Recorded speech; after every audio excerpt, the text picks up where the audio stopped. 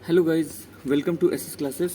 मैं सचिन शुक्ला आपका मैथ का टीचर हूँ और मैथ पढ़ाता हूँ। ये मेरा यूट्यूब चैनल है एसएस क्लासेस और इसमें मैं आपको जैसा कि मैं लिख देता हूँ कि इजी टू मॉडरेट मतलब आसान भी सवाल कराएंगे, मतलब जो छोटे लेवल पे आते हैं और अच्छे लेवल या कह लीजिए मेंस में आते हैं। जैसे इस टाइम यूपी लेखपाल आपने सब ने सुना होगा, जिसकी डेट आ गई है 19 जून। तो आप मान लीजिए कि चुनाव ना हो चुके हैं तो 19 जून को हो जरूर जाएगा पेपर।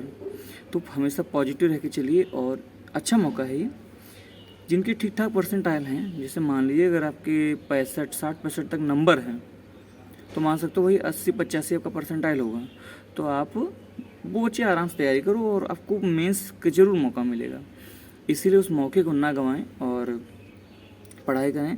मैं आपको मैथ के सारे क्वेश्चन कराऊंगा और मैंने सोचा है औसत के बाद मैं ऐसा चैप्टर लेके चलूँगा जो उसमें दिया गया है, जो उसके सिलेबस में है कि हाँ इससे क्वेश्चन पूछे जाएंगे। उसी में से कोई एक मैं आपको जरूर कराऊंगा जिससे आपका फ़ायदा होगा और मेरे भी सब्सक्राइबर बढ़ेंगे, जिससे मुझे प्रोत्साहन मिलेगा। लाइक शेयर सब्सक्राइब आप करते रहिए, जो मैं हमेशा कहता हूँ, और आपको कुछ नहीं करना है। और चलिए अब आज का चैप्टर हम शुरू करेंगे औसत। आपको पता है ये हमारा 7वां चैप्टर है। इससे पहले मैं करा चुका हूँ, अब तो नाम भी नहीं याद रहता, लेकिन ठीक ठाक चल रहा है। और इससे पहले शायद मैंने औसत की केवल एक क्लास ली है और ये दूसरी क्लास है। अच्छा, बीच में एक दिन गैप हो गया, इसी कारण आज का जो वीडियो है वो थोड़ा सा बड़ा होगा, क्योंकि वो मुझे कल वाले क्वेश्चन भी उसमें कवर करने हैं। तो मैं आप लोगों का पूरा ध्यान रखता हूँ कि कुछ छूटे ना, ठीक है ना। तो चलिए शुरू करते हैं। पहला क्वेश्चन जो हमारा है ना, पहले मेरे को पढ़ लेते हैं उसे। कहता है एक फल विक्रेता ने बड़े, मध्यम तथा छोटे आकार के सेब 15 रुपये, 10 रुपये तथा 5 रुपये के भाव से बेचे।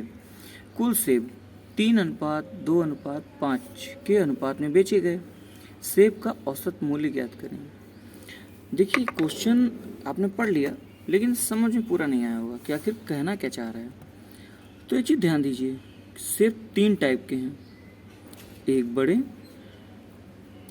एक मध्यम और एक छोटे, ठीक है ना। फिर कह रहा है जो बड़े सेब हैं वो 15 रुपये के हिसाब से, जो छोटे से मीडियम वो 10 रुपये और जो छोटे हैं वो 5 रुपये के हिसाब से। मेन केस क्या बनता है, कुल सेब।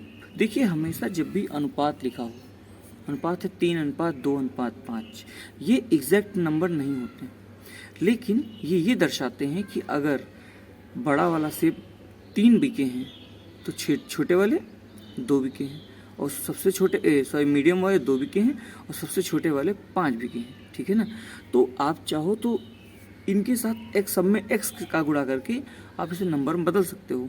नहीं भी बदलोगे तब भी यहाँ पे दिक्कत नहीं आएगी। आगे चलते हैं। देखिए इसमें क्या हुआ, जो बड़े सेब थे वो 3 बिके, जो मीडियम से सेब थे वो 2 बिके और जो छोटे थे वो 5 बिके। अनुपात लगाओ चाहे हटा दो, ठीक है ना। अब देखो आप क्या निकलता है, मूल्य की बात कर रहे हैं ना, तो हमको ये मालूम है भैया, ये तो इनका रेट है, ये संख्या है। इसका मतलब अगर कोई 15 रुपये की चीज़ है, आप 3 चीज़ें लो तो कितने रुपए हो जाएंगे, 45 होंगे, नहीं होंगे, ठीक है ना। ऐसे ही 10 रुपये कोई चीज़ है आप 2 खरीदो तो 20 रुपये खर्चा होंगे आपकी, और 5 रुपये की चीज़ है आप 5 खरीदो 25 रुपये खर्चा होंगे, ठीक। ये क्या आया, ये आया, अब इनको जोड़ लो आप, तो आएगा 90। जोड़ा क्यों, क्योंकि योग की बात करता है, एवरेज हमको निकालना है। योग आया 90, आया ना भाई। देखिए मूल्य का ही तो पूछा है, तो औसत मूल्य के लिए पहले क्या करोगे, 3 अलग अलग चीज़ें बटी हैं उनको जोड़ोगे। अब क्या है, अब देखिए मैंने आपको बताया था कि औसत क्या होता है। औसत होता है, देखो सबके अलग अलग रेट हैं, ठीक है, सबके अलग अलग रेट हैं। हमको एक रेट बनाना है, तो हम क्या करते थे, सभी को अलग अलग जो थी उनको जोड़ लेते थे, योग कर लेते थे, ठीक है ना। उसके बाद उनकी संख्या से, तो 5 3 8 2 10 भाई सेब कितने, 10 सेब थे, इनसे आप काट लो, कितना आया 9 रुपये। उसको प्रति औसत सेब का रेट पड़ा। आई होप आपको बहुत आसानी से सवाल समझ में आ गया होगा, कठिन नहीं था, लेकिन थोड़ा बच्चे अनुपात में कंफ्यूज होते हैं, इसलिए मैंने रखा। और दोबारा कोई कन्फ्यूजन हो तो आप कमेंट बॉक्स में जरूर लिख दीजिएगा, मैं दोबारा करा दूंगा इसे समझाने के लिए। हमेशा ध्यान रखिए कि जब आप खुद सोचो कि हम मान लीजिए, जैसे मैंने आपको तरीका बताया था कि एक क्लास में आपके यहाँ 5 बच्चे आते हैं, आपने उनको किसी को 1 रुपया, किसी को 2 रुपये, किसी को 3 रुपये, किसी को 4 रुपये और किसी को 5 रुपये दिए। तो बच्चों ने कहा सर ये तो मतलब कि बराबर नहीं है, आप किसी को ज़्यादा किसी को कम दे रहे हो, तो आप सोचो क्या करोगे। तो हमने क्या किया, हमने सबसे रुपये वापस ले लिए। तो देखो रुपए लिए 5 4 9 3 12 14 15 15 रुपये ले लिए। अब कितने बच्चे हैं, 1 2 3 4 5 5, तो 5 3 15, मतलब हम 3 इसको दें 3 इसको दें 3 इसको दें 3 इसको दें 3 इसको दें, तो क्या होगा, लेवल हो जाएगा। वही यहाँ किया, देखो बड़े में 45 रुपये खर्चा हो गया, मध्य में 20 रुपये खर्चा हो गया और छोटे वाले में 25 रुपये खर्चा हो गया। ठीक है ना। या तो यहाँ से करो कि भाई ये 15 का बिक रहा है, ये 10 का बिक रहा है, 5 का बिक रहा है, लेकिन जब हमने लेवल कर दिया तो कितने का बिक रहा, पर सेब कितने का पड़ा, 9 रुपये का पड़ा। यही हमारा क्या है, यही हमारा रेशियो एवरेज है। आई होप आपको ये समझ में आ गया होगा कि क्या होता है आखिर। ठीक है ना। चलिए अब देखते हैं हम नेक्स्ट क्वेश्चन को। दोस्तों ये रहा हमारा नेक्स्ट क्वेश्चन। पहले हम लोग प्रश्न पढ़ते हैं। 10 संख्याओं का औसत 7 है। यदि प्रत्येक संख्या को 12 से गुणा किया जाए तो प्राप्त होने वाली नई संख्या का औसत बताइए। अच्छा, आपको मैंने एक सवाल कराया था, लेकिन वो सवाल थोड़ा अलग था, मतलब उसमें अचर पद था। ये हम नया सवाल समझिए। कह रहा है कि 10 संख्या का औसत कितना है, 7 है। तो योग क्या होगा, योग आपको पता है ना, 10 गुणे 7, 70 आपका योग है। या तो आप ऐसे करो, देखिए इसमें 2-3 तरीके मैं बताऊंगा। ठीक है ना। अब कहता है कि प्रत्येक संख्या को 12 से गुणा किया जाए तो प्राप्त होने वाली नई संख्या का औसत बताएं। देखिए एक चीज़ समझिए, अगर 10 संख्याओं का औसत 7 है, इसका मतलब 10 संख्याएं जो हैं सबके पास कितना कितना है, 7 7 7 7 7, 1 2 3 4 5 6 7 8 9 10। औसत का मतलब ये कि लेवल करना, मतलब सबके पास कम से कम 7 सब हैं। हमने क्या कहा कि यदि प्रत्येक संख्या को 12 से गुणा करें, मतलब इसको भी 12 से गुणा करो, इसको भी 12 से गुणा करो, सबको 12 से गुणा कर दो। ठीक है ना। तो क्या होगा सभी संख्याएं 12 सते 84, 84 ये 84 84 84, सब 84 हो जाएंगी। इसका मतलब क्या होगा, इसका मतलब होगा कि जो आपका नया एवरेज आएगा वो 84 आ जाएगा। या तो आप यहाँ ऐसे करके निकालो, या आप जो औसत है ना, अगर कोई कहे कि यदि प्रत्येक संख्या में समान चीज़ करनी हो, मैंने क्वेश्चन आपको इससे पहले कराया था जिसमें कहा था कि मान लो x1 x2 x3 x20 तक की संख्याओं का औसत y है, तो x1 minus 101, x2 minus 101, x3 minus 101, इस तरह करते हुए x20 माइनस 101, तो उसका नया औसत क्या होगा। तो मैंने क्या किया था, औसत में वही चीज़ घटा दी थी। आप खुद सोचिए, अगर सब 84 हो जाएंगे और बटे 10 करोगे, भाई को जोड़ोगे तो पहले 84 84 10 बार जोड़ोगे तो योग बने कितना, तब बन जाएगा बस 84, 840 बन जाएगा। फिर क्या करो, 10 संख्याएं हैं, 10 से डिवाइड करोगे, देखिए 84 आएगा। वही यहाँ किया। या आप डायरेक्ट औसत में ही 12 से गुणा कर दो, ये दूसरा तरीका है, तब भी वही आपका आंसर मिलेगा। देखिए क्वेश्चन इस टाइम ऐसे देता है, ऐसे हल करने के लिए आपसे बहुत मेहनत नहीं कराता वो, लेकिन वो थोड़ा घुमा के क्वेश्चन देता है। ठीक है ना, वो कुछ और आपसे चाहता है। आई होप आपको यहाँ तक तो समझ में आया होगा। अब हम लोग देखते हैं अगले क्वेश्चन को। दोस्तों ये रहा मेरा नेक्स्ट क्वेश्चन। क्वेश्चन क्या कह रहा है, पहले हम लोग सबसे पहले वही पढ़ते हैं। कहता है x संख्या का औसत y स्क्वायर है, मतलब x संख्या का औसत कितना है, y स्क्वायर। तो योग क्या बनेगा, देखिए एवरेज की ही खासियत है कि आपको सब में योग निकालना पड़ेगा। तो योग करने के लिए क्या करते हैं, x इंटू वाई स्क्वायर करते हैं ना, ऐसे ही कहता है। और y संख्या का औसत x स्क्वायर है। अब देखिए पलट दिया, y संख्या का औसत कितना है, x स्क्वायर। तो योग क्या बनेगा, x स्क्वायर y बनेगा ना। अब कहता है तब सभी संख्याओं का कुल औसत, है ना, कुल औसत। तो सीधी बात है, आपको मालूम है योग बटे संख्या, ठीक, अलग अलग हैं तो आप इनको जोड़ लोगे, तो ऊपर क्या करोगे, X Y square plus X square Y upon, नीचे आप जोड़ोगे ना, संख्याएं क्या है एक्स और वाई, तो एक्स प्लस वाई हो गया। अच्छा अब ये तो ऑप्शन पे है कि ऑप्शन ऐसे दे रहा है कि कुछ चेंज कर रहा है, देखते हैं हम क्या क्या चेंज कर सकते हैं। तो भैया हमने देखा कि हम इसमें कॉमन क्या ले लें, तो हमको एक्स वाई स्क्वायर और एक्स स्क्वायर वाई दिया है, इसका मतलब एक्स वाई दोनों में है, तो हम क्या करते हैं एक्स वाई बाहर कॉमन ले लेते हैं, तो अंदर क्या बचेगा वो देखते हैं। जब एक्स वाई आप कॉमन लोगे तो इसमें एक्स वाई जाएगा तो केवल एक वाई रह जाएगा, प्लस जब यहाँ करोगे तो एक्स कॉमन रह जाएगा और बटे एक्स प्लस वाई। अच्छा ये और ये कट गए, आपका आंसर क्या आया, एक्स और वाई।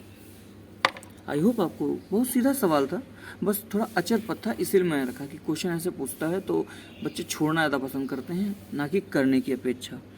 बाकी क्वेश्चन आसान होता है और कुछ भी मेहनत नहीं है इसमें, ये तो बस आप रखते जाओगे, कुछ भी नहीं करोगे तब भी आपका आंसर आ जाएगा, बस आपको कॉन्सेप्ट पता होना चाहिए। कई बच्चे तो ऐसे होंगे जो इसे बिना विदाउट पेन भी हल कर देंगे, वो जानते हैं ना कि हाँ ये जिनकी प्रैक्टिस होगी, ऐसे नहीं जिनकी प्रैक्टिस होगी। अगर आप प्रैक्टिस कर रहे हो तो एक टाइम ऐसा आएगा कि ऐसे क्वेश्चन आपको पेन नहीं उठाना पड़ेगा, यही आपका समय बचाएंगे पेपर में, ठीक है ना, और आपको सिलेक्शन के पास ले जाएंगे। चलिए अब हम लोग आगे चलते हैं और नेक्स्ट क्वेश्चन को देखते हैं।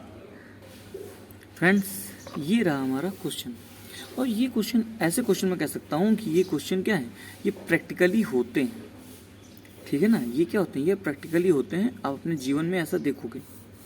कह रहा है किसी कार्यशाला में कार्य करने वाले सभी श्रमिकों का औसत वेतन 8,000 रुपये है, इनमें से 7 टेक्नीशियन का औसत वेतन 12,000 तथा शेष श्रमिकों का औसत वेतन 6,000 रुपये है, तो कुल श्रमिकों की संख्या बताएं।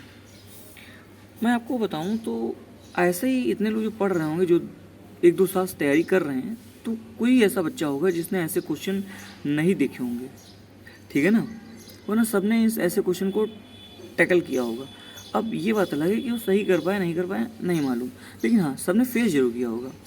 चलिए हम इस एक क्वेश्चन को करते हैं। देखिए 2 तरीके हैं, एक तो बेसिक से करें और दूसरा बिना कुछ लगा ही निकाल लें, ठीक है ना, देख कैसे, लेकिन आपको मन में कैलकुलेशन थोड़ी बहुत आनी चाहिए तब कर पाओगे।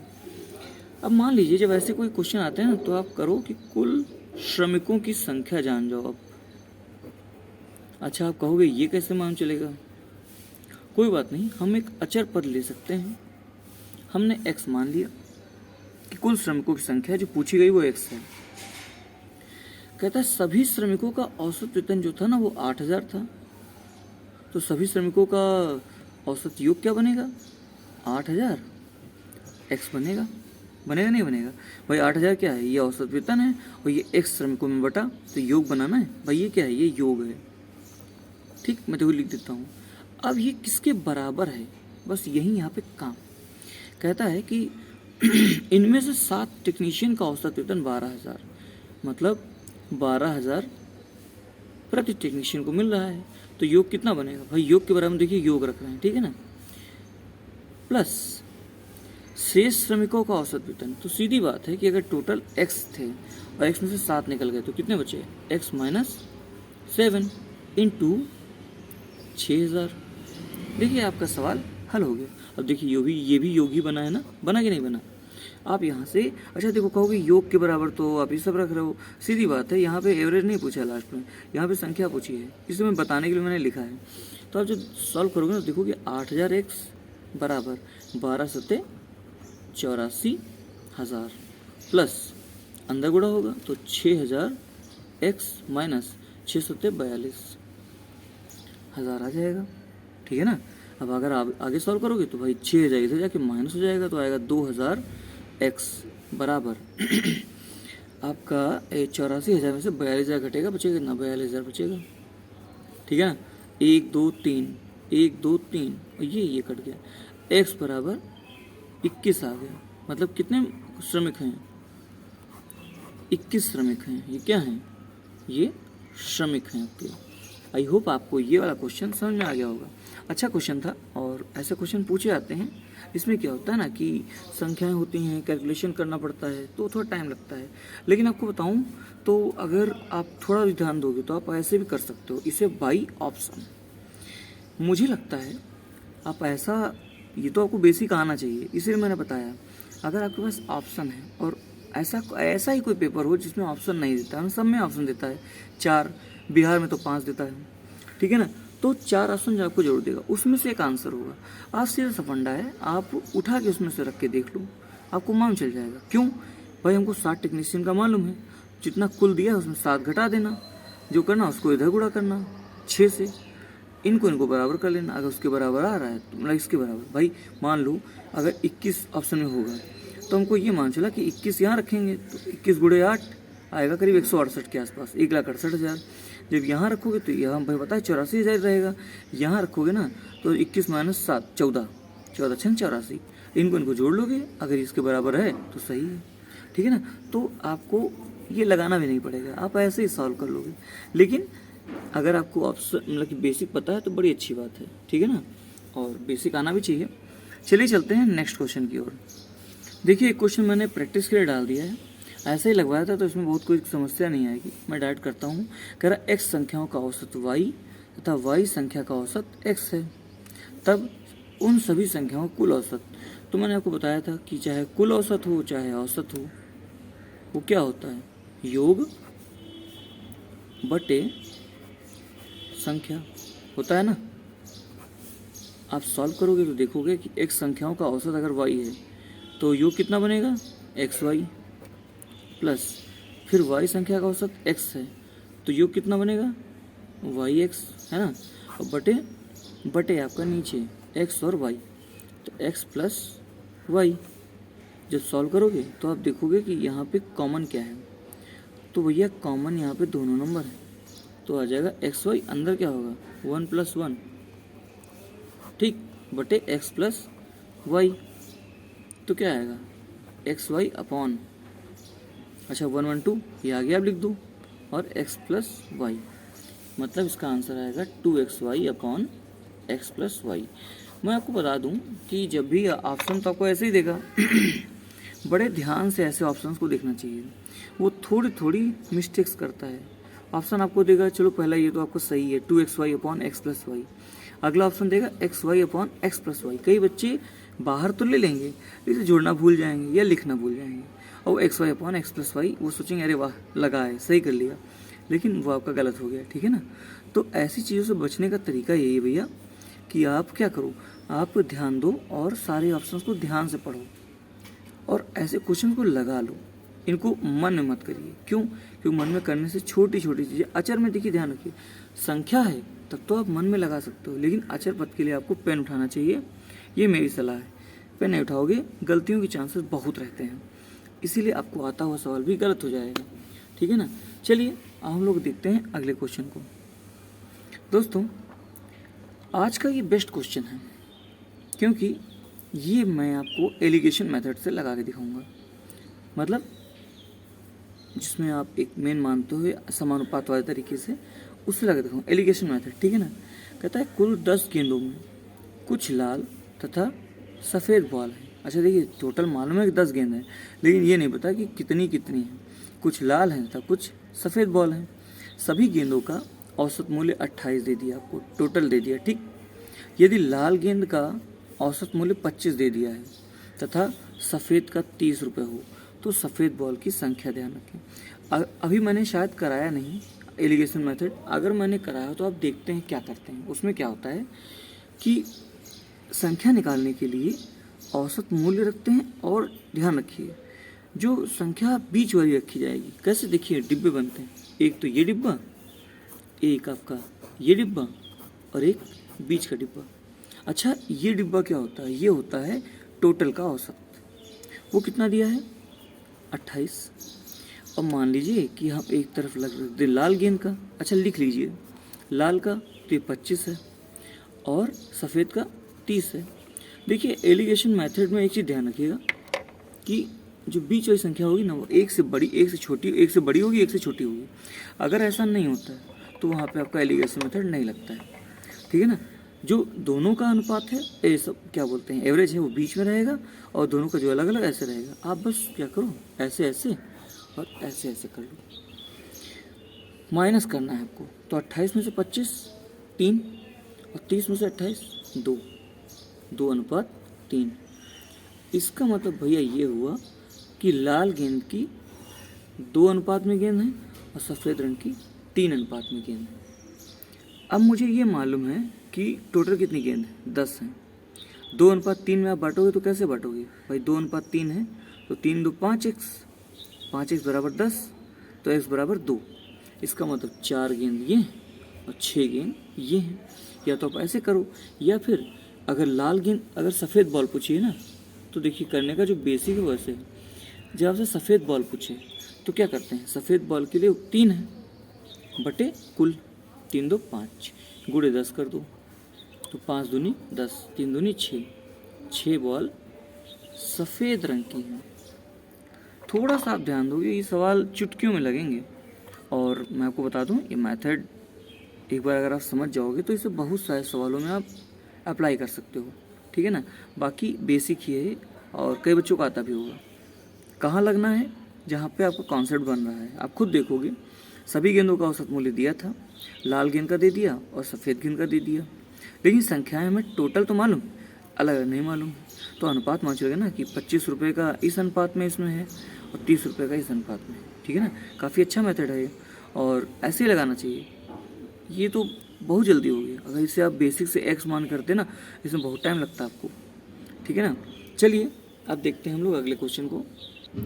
दोस्तों ये रहा हमारा अगला क्वेश्चन।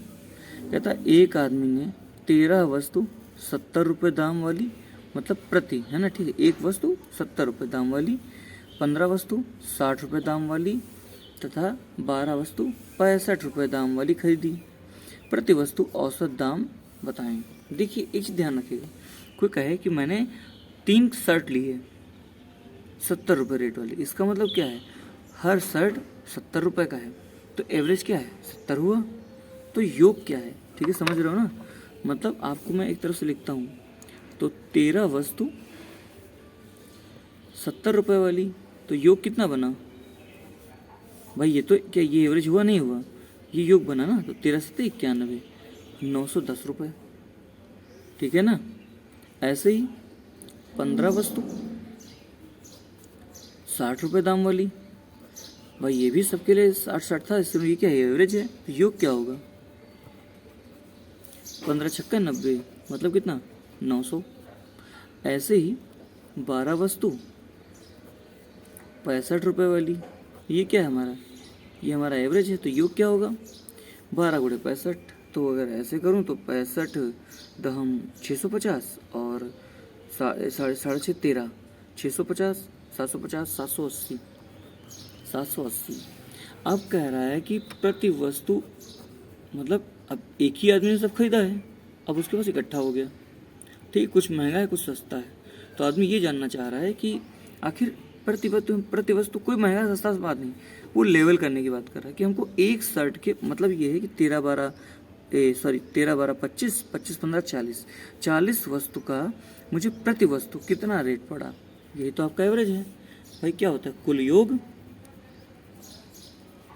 बटे कुल संख्या, ठीक है ना। हम करते हैं इनको जोड़ घटा के रख देते हैं। जब हमने जोड़ा तो 13 12 25 25 15 40 वस्तुएं हैं, मतलब संख्या कितनी है 40, और टोटल योग कितना है, तो 0 से 0 लिया, 8 1 9 लिया, 9 9 18 7 25, 2590 लिया, ठीक है ना। आप रख के देख लो, 2590 बटे 40, इससे कट जाएगा। जब इसे आप सॉल्व करोगे तो क्या आएगा, 4 छंग 24, 1 और 9, 4 चौके 16,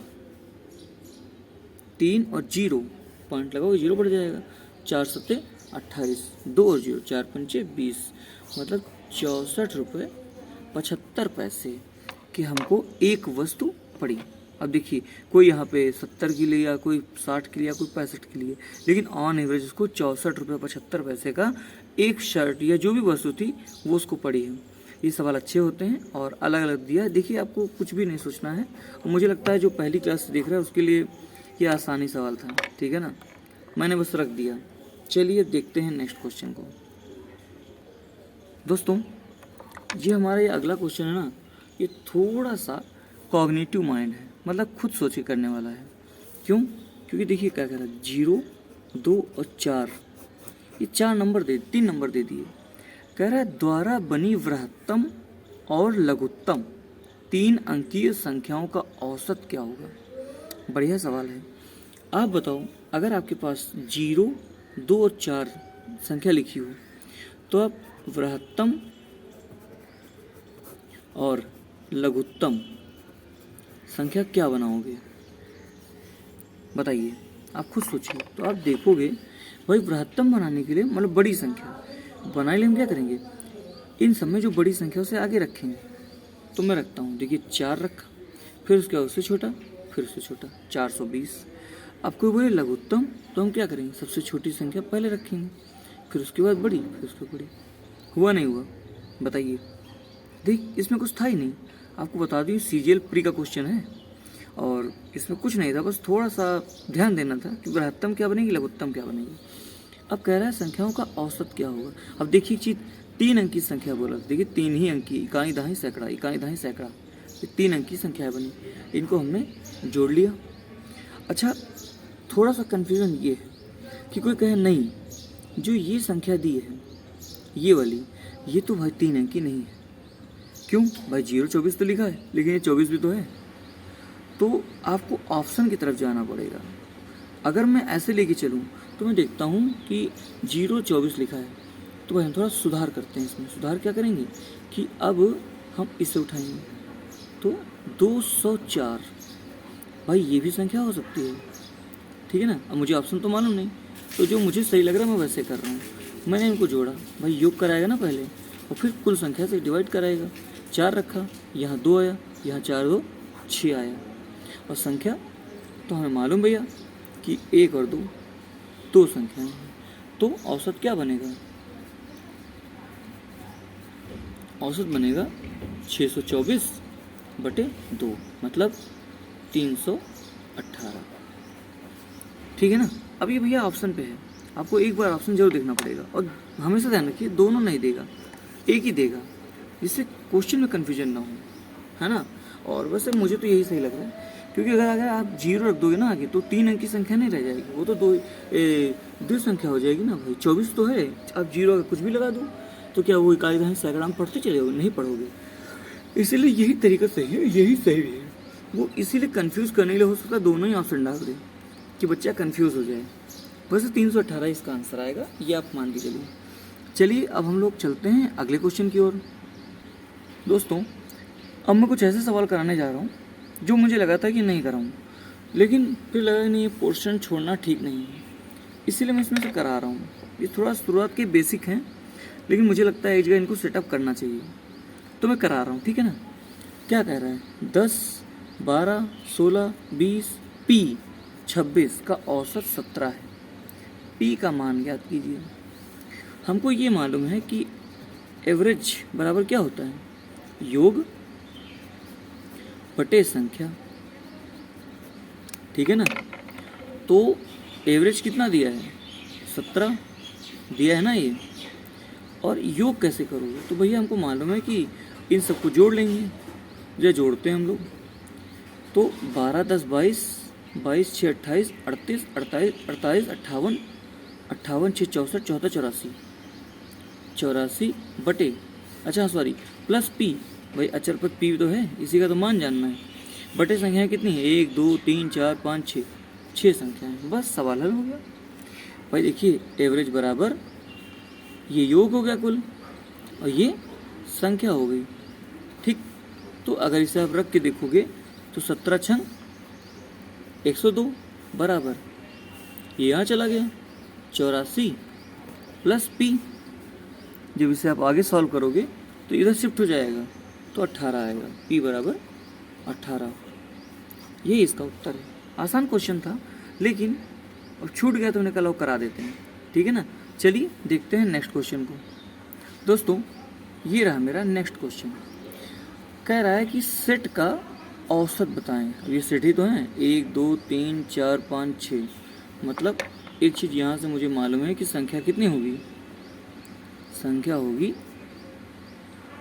6, और योग क्या होगा हमको मालूम, बाद में रखना है तो हम पहले ही निकाल लेते हैं। जोड़ लो इन सबको, देखिए 5 9 9 5 14, 14 1 15, 15 8 23, 23 9 32, 32 2 34, 34 का 4 बचा 3, 3 1 4, 9 4 13, 13 13 4 17, 3 20, बचा 2, 4 2 6, 3 9, 3 12, 2 14, 1 15, 2 17, 1704। कह रहा औसत। तो भैया हमको औसत का सूत्र तो पता है, इसीलिए हम बार बार लिख भी रहे हैं। तो योग बटे संख्या, उठा के मान रख दो आप। तो 1704 बटे 6। जब इसे सॉल्व करोगे तो 6 दूनी 12, बचेगा 5 और 0, तो 6 8 48, बचा 2 और 4, 6 चौके 24। मतलब जो इस सेट का औसत आएगा वो 284 आएगा। एक चीज़ ध्यान दीजिए, कभी भी औसत इन संख्याओं से बड़ा नहीं बनेगा, इन्हीं के मध्य में रहेगा, क्योंकि उसी में 149 भी है। अब जिसके पास 415 है उसमें से जाके इसमें जाएगा नहीं जाएगा, भाई यही तो है ना। किसी के पास कम ज़्यादा है। देखिए आपको मैं सही बताऊं, मैं वैसे सपा का समर्थक नहीं हूं, मतलब समाजवादी पार्टी का समर्थक नहीं हूं, लेकिन समाजवाद की बात है यहाँ पे। समाजवाद की बात यही कहती है कि जो पिछड़े तबके हैं उनको भी आगे लाया जाए और बराबरी का दर्जा दिया जाए। तो यहाँ क्या हो रहा है, बराबर का ही दर्जा दिया जा रहा है, इसीलिए 415 वाले से निकाल के 149 वाले को भी दिया जाएगा। ठीक है ना। देखिए मैथ में भी समाजवाद है, ठीक है ना। ये मुझे कॉन्सेप्ट भी याद आया तो मैंने कहा लो बताता हूँ, थोड़ा अच्छा लगेगा। चलिए आगे क्वेश्चन सॉल्व करते हैं फ्रेंड्स। अब जो क्वेश्चन है इसे हम दो तरीके से लगाएंगे। एक तरीका जो मैंने आपको एक तरीका बताया था जिसमें संख्या आप मान लेते थे, वो वाला करेंगे, और एक बेसिक करेंगे। पहले बेसिक बता देता हूँ। कह रहा है रीता ने 2250 रुपये के औसत मूल्य से 5 साड़ी खरीदी। यदि उसने 3 और साड़ी 2750 रुपये के औसत मूल्य से खरीदी तो सभी साड़ियों का औसत मूल्य क्या होगा। देखिए आसान क्वेश्चन है भाई। हमको मालूम है कि अगर रीता ने 2250 साड़ी औसत मूल्य से 5 साड़ी खरीदी तो रुपया कितना बना, 2250 गुणे 5 मतलब योग है ना। योग कितना बना तो आप सॉल्व कर लो। 5 0 पचम 25, बचा 2, 5 2 10, 2 12, बचा 1, 5 2 10 और 1 11, 11 250 आपका ये बना भाई। देखिए 22 पंचे 110, 55 25, ठीक। तो उससे भी आ जाएगा।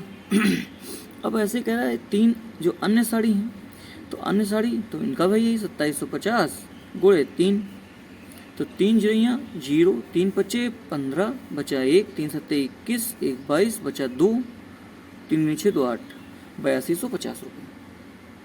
ठीक है ना। अब औसत मूल्य कुल साड़ी का पूछ रहा है, ये तो पूछ रहा है कुल साड़ी का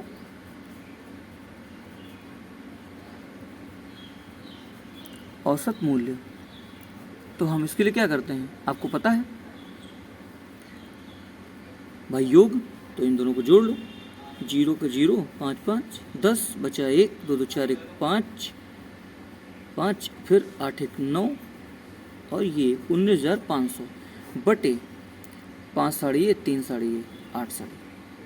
ठीक है ना। इसे आप सॉल्व कर लो तो कितना आएगा, 8 दूनी 16, 3 और 5 तो 8 चौक 32, 3 और 0, 3 और 3 और 0 तो 8 3 24, 6 और 0 तो 8 7 56, 24 37 पॉइंट कुछ आएगा। देखते हैं कहीं कैलकुलेशन में गड़बड़ होगा तो अगले में पकड़ लेंगे। ठीक है ना। अब हम लोग करते हैं अपने तरीके से। तो कह रहे माना, अच्छा मानना है तो ऐसी संख्या मानूं जो आगे पीछे जाने में आसान रहे। जैसे अगर 2250 और 2750 है तो आप मान लो कि औसत 2500 है। ठीक है ना, 2500 है। तो हम देखते हैं अगर 2250 था और 5 साड़ी थी तो हमको ये मान चला कि हर साड़ी का 2250 ऐसे बनता है। तो हम क्या करते हैं, अगर 2500 हमने औसत माना था तो हम देखते हैं कितना कम, भाई 2250 तो कम है। तो देखा भैया कि 250 रुपये कम है। और कितनी साड़ी पे, 5 साड़ी पे। तो 25 पंजे 125, कितना 1250 रुपये इधर आ गया। ये क्या माइनस में है तो एक कमी है। अब जो दूसरा है 2750 3 साड़ी का, तो आप ये देखते हो कि इसमें कितना है, 2500 से 250 रुपये ज़्यादा है। मतलब प्लस का है, यहाँ क्या था, यहाँ माइनस का था। ठीक है ना। अब क्लियर रहेगा। ये कितना 3 पे है तो कितना आएगा, 25 या 75, 750 प्लस का। अब अगर मुझे जानना है कि आगे क्या होगा तो हम देखते हैं कि ए 1250 माइनस का है और 750 प्लस का है भाई, जुड़ेंगे। जुड़ने पे क्या होगा, घट जाएंगे, तो कितना आएगा, 500 आएगा। ठीक, और कितनी टोटल साड़ियाँ हैं, 5 3 8 साड़ियाँ हैं। अब इन्हें हल कर लूँ तो आएगा 6 8 48। अच्छा एक चीज़ ध्यान रखिएगा, जो भी आएगा घटाया जाएगा क्योंकि माइनस जाला ज़्यादा है, ठीक है ना। तो घटाओ भैया, 8 छंग 48, बचा 2 और 0, तो 8 दूनी 16, 8 छंग 48, 48 का 8 छंग 48, 2 आया 0 आया, तो 8 दूनी 16 की अब पॉइंट लगेगा, 4 0 8 5 40, 62.5। माना कितना था, 2500। तो शायद यहाँ पे मुझे कैलकुलेशन में कुछ गड़बड़ हुई क्योंकि ये वाला सही होगा, 62.5 आया है, तो आप घटा दोगे, हो सकता है यही आए, चेक कर लें पहले। तो 2500, अच्छा मैंने बताया था पॉइंट यहाँ लिख लो तो आपको काटने में आसानी रहेगी, 62.5 हो जाएगा। अब इधर से एक लेना शुरू करो, यहाँ 10 आएगा, 10 में से 5 गया, 5 आया, यहाँ 9 बचा, 9 में से 2 गया, 7 आया, पॉइंट वहीं लगा दो। यहाँ कितना है, यहाँ भी 9 था, तो 9 में से 6 गया, 3 आया, यहाँ 4 हो गया, यहाँ देखिए सही है मेरा, 2437.5 ही इसका आंसर है। मुझे लग रहा था कि उस तक कैलकुलेशन कुछ गड़बड़ कर दी हो। देखिए यहाँ की कैलकुलेशन कठिन है बशर्ते यहाँ की, लेकिन कॉन्सेप्ट आपको मानना चाहिए। मैंने बहुत चीज़ें लिखी हैं, जब आप करने लगोगे ना तो आपको लिखना नहीं पड़ेगा ये, इसीलिए ये आसान है इससे। लेकिन सब में लगता नहीं, लगता भी होगा तो कन्फ्यूजन ज़्यादा होता है, इसीलिए मैं उनमें बताता भी नहीं हूँ। जहाँ पे मुझे लगता है कि बताना चाहिए मैं केवल वहाँ पे इसे अप्लाई करता हूँ, ठीक है ना। अब हम लोग देखते हैं नेक्स्ट क्वेश्चन को। दोस्तों ये रहा हमारा नेक्स्ट क्वेश्चन। कह रहा है एक क्लास में 39 लड़कियों के औसत अंक 113 हैं, जबकि इसी क्लास के 26 लड़कों का औसत अंक 89 है। तो पूरी कक्षा का या पूरी क्लास का औसत ज्ञात करो, ठीक है ना। तो आपको मालूम है हम लोग क्या करते थे, 39 लड़की का औसत अगर 113 है तो हम योग क्या करते थे भाई, पहले योग ही निकालोगे, 113 गुणे 39, फिर 26 लड़कों का करते थे औसत जो कि 89 है, और योग कितना है, योग है 89 इंटू 26। फिर इनको भैया योग करते थे, इनको जोड़ते थे। तो औसत बनाने के लिए हम लोग क्या करते थे, इनको जोड़ते थे।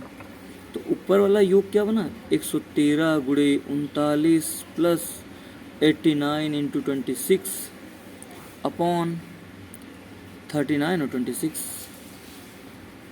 करते थे ना। अब देखिए यहाँ पे कैलकुलेशन काफ़ी लेंदी हो गई, ठीक है। अगर इसे हम जो हमको तरीका मालूम है उससे करते तो कैसे होता। तो हमने ये देखा भैया कि इनका औसत दिया, इनका औसत दिया है, तो हम क्या करते हैं, मान लेते हैं। अब यहाँ अगर आपको मानना है तो आप ऐसी कोई संख्या मानो ना जिससे कैलकुलेशन थोड़ा आसान हो जाए। तो मानो 100, बीच की संख्या ऐसा मानो जो आगे पीछे जाने में आसान रहे।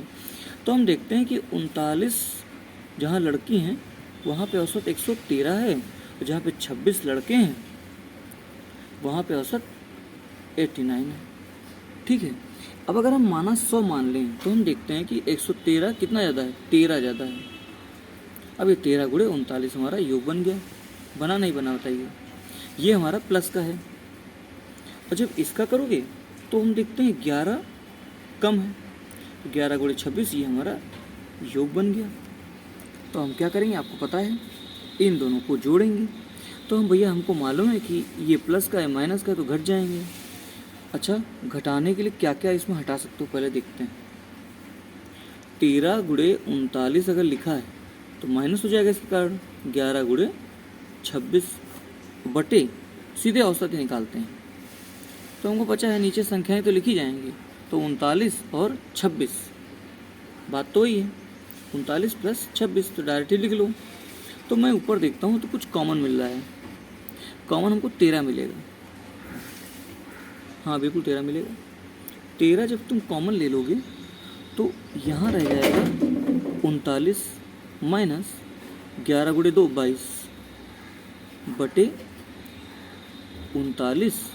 अच्छा इनको जोड़ ही लो पहले, तो 9 6 15 बचा 1 3 2 5 1 6 65। अब देखिए कट भी रहा है, यही फ़ायदा है, 13 पंजे 65। अब 39 में से जब 22 घटाएंगे ना भैया तो कितना आएगा, तो 9 में से 2 गया आया 7 और 3 में से 2 गया आया 1/5। अच्छा एक चीज़ ध्यान रखिएगा, जितना माना है उसमें ये पहले ये तो देख लूँ कि प्लस में जाएगा माइनस में जाएगा। तो सीधी बात है कि 13 गुणे 39 करोगे तो 390 करीब 400 बनेगा। 26 हाँ तो प्लस में ही जाएगा, ये ध्यान रखिएगा। तो करते हैं इसे सॉल्व। 5 दिया 15, 2 बचा और पॉइंट लगाओगे 0 बढ़ेगा तो 5 चौक 20, 3.4 प्लस का आ रहा है। 100 दिया था तो क्या आएगा 103.4, ये हमारा एवरेज आएगा। अच्छा अगर इसे सॉल्व करते तो यहाँ भी कर सकते थे। अब क्या करते हैं, यहाँ हम कॉमन ले लेते हैं, नीचे तो आएगा 65, ऊपर जब कॉमन लोगे तो क्या कॉमन ले सकते हो, 13 कॉमन ले सकते हो। 13 अगर हमने कॉमन ले भी लिया तो अंदर क्या बचेगा, यहाँ 3 हो जाएगा, यहाँ 3 है, 13 3 39 3 होगा, तो 3 3 9 और 3 एकम 3 3 एकम 3 339 प्लस जब यहाँ से 13 जाएगा तो यहाँ 2 बचेगा, तो 89 गुणे 2, तो 2 9 18 बचा 1, 2 8 16 17 178। अब इसे सॉल्व करना और इसे सॉल्व करने में अंतर है। देखिए थोड़ा कैलकुलेशन में गंदा हो जाता है पेज, कोई बात नहीं, समझ सकते हैं आप। 8 9 8 17 बचा 1, 7 10 11 बचा 1, 2 5 517 गुणे 13 बटे 65, 13 पंजे 65। 5 से जैसे हल करोगे तो क्या आएगा, तो देखते हैं करके, तो 5 दहम 50, ठीक है ना, और उसके बाद 5 दहम 50, 1 और 7, तो 5 तियाँ 15, 2 देखिए वही आ गया। आंसर आपका गलत नहीं होगा, लेकिन ये आप तभी कर पाओगे जो तरीका है जब इससे आपको आता है। अच्छा देखो इसमें यहाँ कैलकुलेशन हो गई, कुछ सवाल ऐसे होते हैं इसमें हम काफ़ी चीज़ें हटा सकते थे लेकिन उससे और कन्फ्यूजन बढ़ता, इसे मैंने पूरा लगाया, ठीक है ना। आई होप आपको ये सवाल समझ में आ गया होगा। अब हम लोग देखते हैं आज के आखिरी सवाल को। दोस्तों ये रहा आज का आखिरी और अच्छा सवाल है, हल करते हैं। 9 आंकड़ों का औसत 87 है, यदि पहले 5 आंकड़ों का औसत 79 व अगले 3 आंकड़ों का औसत 92 है तो 9वां आंकड़ा बताइए। देखिए ऐसे सवाल को करने का एक तरीका होता है। तरीका बोले तो कि आप इसे ऐसे मत हल करने लोगो कि हाँ 9 गुणे तुरंत 87 निकाल कर दिया, नहीं। इसमें जितना कम कन्फ्यूजन होगा उतना सही रहेगा। आप क्या करो, 9 आंकड़े हैं तो 9 स्थान बनाओ, 1 2 3 4 5 6 7 8 9, सॉरी यह 9 बना दो, 1 2 3 4 5 6 7 8 9। इनका मुझे औसत मालूम है कितना, 87 है, तो योग क्या होगा 9 होगा, ये कुल योग है इन लोगों का। अब कहता है यदि पहले 5 आंकड़ों का 1 2 3 4 5, पहले 5 आंकड़ों का औसत कितना है 79, तो 79 इंटू 5, ये हमारा इसका योग बन गया। वह अगले तीन मतलब अगले ये वाले 3, इनका कितना है 92, तो योग कितना बना 92 इंटू 3, ये इनका योग बन गया। और इसका हमें पूछा है भाई 9वां आंकड़ा तो यही है ना। देखिए इससे क्या हुआ ना, इससे कन्फ्यूज़न ख़त्म हो गया कि गंदा ना होने पाए पेज, वरना सवाल गलत होने के चांस ज़्यादा रहते हैं। तो आपको पता है कि अगर ये योग जोड़ के इसमें से घटा दें तो ये निकल आएगा, यही तो होता है ना। चलिए करते हैं। अच्छा देखिए कैलकुलेशन है यहाँ पे, ठीक है ना, तब भी करना पड़ेगा। अगर मैं इसे आपको जो तरीका होता है, ट्रिक होता है, उससे करके दिखाऊं तो ज़्यादा अच्छा है, क्योंकि ये तरीका आप भी कर लोगे तो मुझे इसका बताने कोई विशेष लाभ नहीं है, मैं मानने वाले तरीके से करता हूँ। अच्छा देखिए एक चीज़, यहाँ माना आपको लिखो चाहे ना लिखो, यहाँ एवरेज हमको पहले से मालूम है 87, ठीक है ना, मतलब एवरेज कितना है 87 है। अब हम इसकी तुलना करके देखते हैं, तो देखा जो अगर इसको अब पार्ट तो ये दिया है, पहले ये चेक करेंगे। देखिए 79 इसका दिया है तो इससे कितना कम है, 8 कम है माइनस रहेगा, कितनी संख्या है 5, तो ये क्या आया माइनस का 40 आया। ऐसे ही जब इसका करोगे तो देखो ज़्यादा है कितना, 5 ज़्यादा है, तो 5 गुणे 3 मतलब कितना आया 15 आया। अब एक चीज़ ध्यान दीजिए कि 40 माइनस का और प्लस का 15, तो माइनस का कितना आएगा, 25 आएगा ना। अब आपको ये देखना पड़ेगा कि हम नीचे किस संख्या से डिवाइड करें, इसमें कन्फ्यूजन होता है। तो मैं आपको बता देता हूँ कि नीचे हम जो एक आंकड़ा बचा है केवल उसी से डिवाइड करेंगे, क्योंकि अगर हम पूरे से करने लगे, शायद थोड़ा सा इसमें कन्फ्यूजन हो रहा है या आपको हो जाए, तो इसे मैं एक बार सॉल्व करके पहले कंफर्म कर लेता हूँ, ठीक है ना। चलिए करके देखते हैं। 79 गुणे 5, 5 9 45 बचा 4, 5 7 35, 4 39, केवल कंफर्म करने के लिए कर रहा हूँ और कुछ नहीं है। 92 गुणे 3, तो 3 दूनी 6 और 3 9 27, 276। मतलब इन दोनों का जो योग है इसमें घटाना पड़ेगा, तो 276 पहले ही जोड़ लो, तो 6 5 11 बचा 1, 9 7 16 17 बचा 1, 3 2 5 6, 671 होना चाहिए। जब यहाँ करोगे तो 9 7 63 बचा 6, 9 8 72, 6 78, 783 घटाओगे 671, तो कितना आएगा, 3 में से 1 गया 2, 8 में 7 गया 1 और 7 में से 6 गया 1, 112। इसका मतलब जो मैंने बताया था वो सही किया था। 87 बटे 1 करो, 25 मतलब क्या है, 25 है, माइनस का है। अब एक चीज़ आप बताओ, आपको ये तो मालूम है ना कि जब इधर चीज़ माइनस होती है इधर प्लस होती है। ये मैं इसलिए बता रहा हूँ कि आप घटाने मत लगो, आपको यहाँ जोड़ना पड़ेगा। क्यों? क्योंकि जब यहाँ जोड़ोगे ना इसमें, तभी तो एवरेज इसके बराबर होगा, है कि नहीं। तो 87 और 25, तो 7 5 12 बचा 1, 8 2 से 11, देखिए 112 आ गया। मैंने केवल कंफर्म कराने के लिए कि नहीं कैसे करना है, इसमें लोग कंफ्यूज होते हैं। जिस संख्या का आपको जानना है, कुछ चीज़ें होती हैं जो आपको कॉन्सेप्ट समझना चाहिए। जिस चीज़ का जानना था हमने केवल देखो उसी से, बाकी सब में क्या करते थे, जिससे हम लोग निकालते थे उस उतनी संख्याओं को डिवाइड करते थे। लेकिन हमें जिसको हमको जानना है हमने उससे किया, क्योंकि हमको टोटल का मालूम था और वहाँ हम लोग मानना अपने मान से मानते थे। जबकि यहाँ पहले से फिक्स है कि इसका मानना 87 ही है या 87 कन्फर्म है। तो कुछ चीज़ें समझने के लिए आपको ऐसा करना पड़ेगा, या आप याद भी रख सकते हो। ये जो तरीका है ना, ये बहुत सारे क्वेश्चंस में लगेगा, बहुत सारे। इसीलिए इसमें कुछ चीज़ें आप सीख जाओगे ना तो आपके लिए अच्छा रहेगा। अब होता क्या है कि यहाँ से हम बहुत चीज़ें मिस भी कर देते ना, तब भी हमारा आंसर आ जाता। जैसे ये सब डायग्राम बनाना, 79 मालूम था कितना कम है, देख लेते, तुरंत गुणा करके रख लेते, ठीक है ना। लेकिन एक बार डायग्राम बना दिया तो अगर आपको, कई बच्चे ऐसे हैं जिनको कम समझ में आता है मैथ, तो उनके लिए अच्छा है, क्योंकि वो डायग्राम बना के गलतियों से बच सकते हैं और पाए हुए जो नंबर पाएंगे ना तो उसमें एक्यूरेसी भी रहेगी। चलिए आज के लिए तो इतनी क्लास है, करीब 50 मिनट का मेरा वीडियो बना है। मैंने आपको कहा था ऐसे साधारणतः 36-35 मिनट का वीडियो बनता है, लेकिन 2 क्लास का था तो निचोड़ था थोड़ा, इसीलिए ज़्यादा लंबा बना। और समझने वाला है सब, आप समझते होंगे, क्लास आप देखते हो। जैसे होता नहीं कि यूट्यूब पे आप देखे होंगे कि पापा वीडियो 40-40 घंटे की वीडियो, उनको वो मर्ज कर देते हैं आपस में, बड़ा वीडियो बन जाता है, तो एक जगह इकट्ठा हो रहा है। वही मैंने किया, मैंने एक जगह इकट्ठा करने के लिए दोनों क्लास को एक ही में कॉम्बो कर दिया। अब मैं क्लास 2-3 नहीं डालूंगा, मैं क्लास 2 ही डालूंगा। लेकिन जो वीडियो देखेगा बच्चा वो समझ जाएगा कि हाँ ये बड़ा वीडियो है, इसका मतलब इसमें ज़्यादा क्वांटिटी में क्वेश्चन है। मैंने करीब आपको आज 15 से 16 क्वेश्चन कराए हैं, ऐसे में करीब 8-10 क्वेश्चन कराता हूँ, तो मान सकते हो कि 2 क्लास के बराबर ही है। चलिए आज के लिए इतना ही। मेरे चैनल को लाइक, शेयर और सब्सक्राइब करिए और दोस्तों से भी कराइए, जिससे मेरा प्रोत्साहन बढ़ सके। चलिए बाय क्लास।